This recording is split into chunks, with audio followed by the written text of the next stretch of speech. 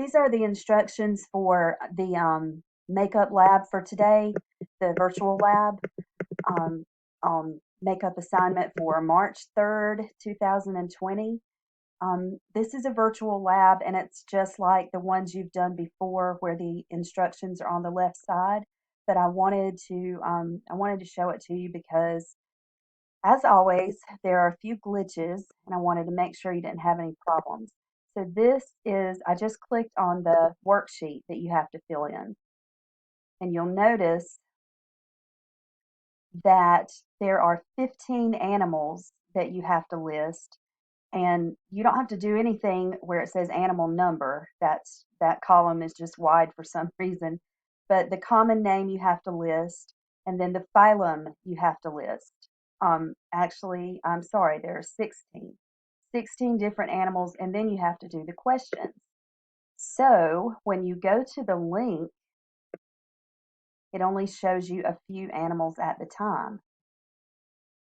As you can see, it only shows you 5 animals at the time. And when you look down here, you might have an idea of what animal 1 is, but you may not know exactly because, it's just an illustration.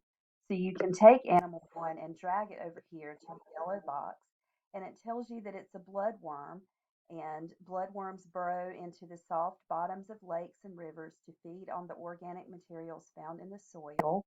Bloodworms are often found in polluted waters in such abundance that they appear to form a living carpet. So they can live off of waste, apparently.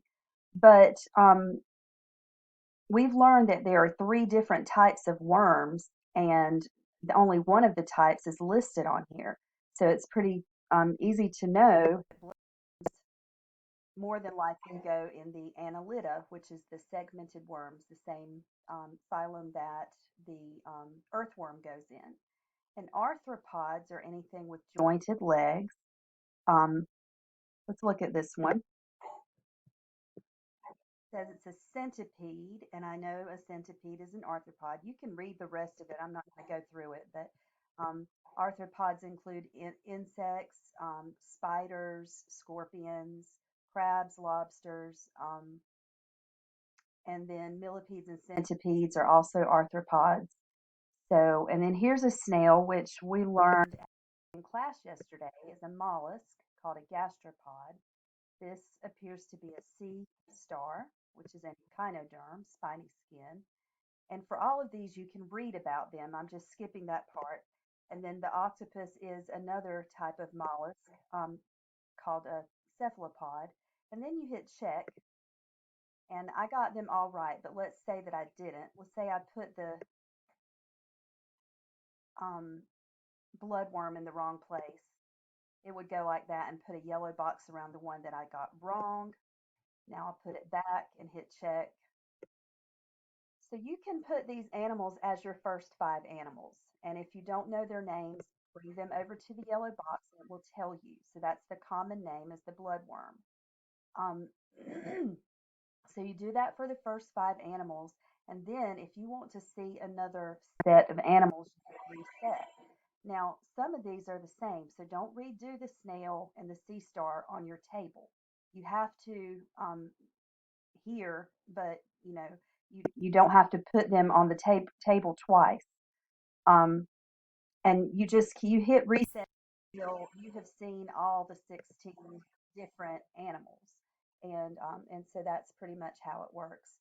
And the only other thing for today that I wanted to show you is, let's go back to our page.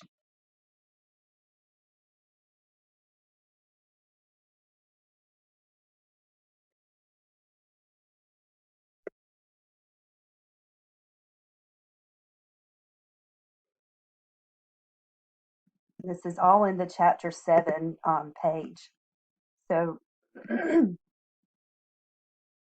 here's the table that you have to fill in, and then you'll upload it to this assignment here. And then down below is the Lab Practical 2 study guide. It's really not the entire study guide, but it does have pictures of the animals that we would have studied today. And it does list their phylum and their class. So Some of the animals are in the vertebrates, and their phylum would be the chordates, but most of the animals are actually ones that we would have studied in class today. So you can look them over if you would like. And my plan is to see you tomorrow.